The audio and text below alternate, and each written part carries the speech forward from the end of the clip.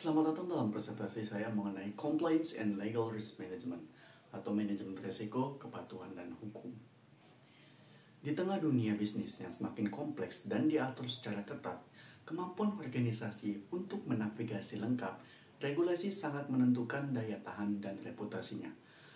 Hari ini kita akan membahas strategi penting untuk mengenali, mengelola, dan mengurangi risiko hukum serta kepatuhan secara efektif. Keterkaitan risiko kepatuhan dan hukum. Risiko hukum dan kepatuhan tidak terjadi dalam ruang hampa. Keduanya saling terikat erat dengan hampir setiap aspek operasional organisasi.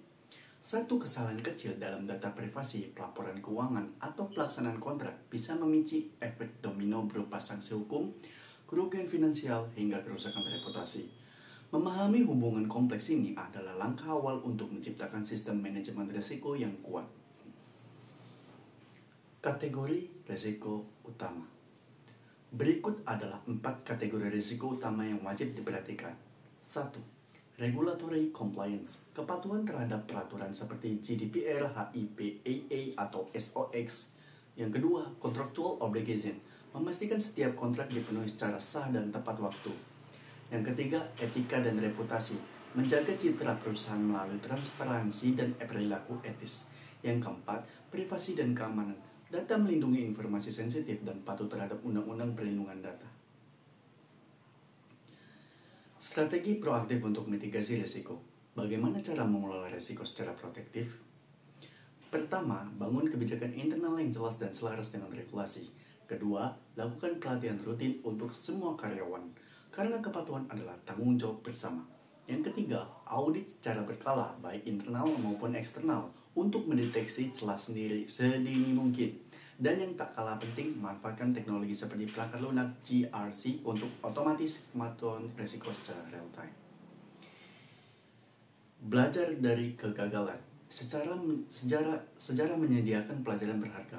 Kasus besar seperti kebocoran data, berskala masif atau pelanggaran antitrust menunjukkan betapa mahalnya harga dari pengelolaan risiko yang lemah.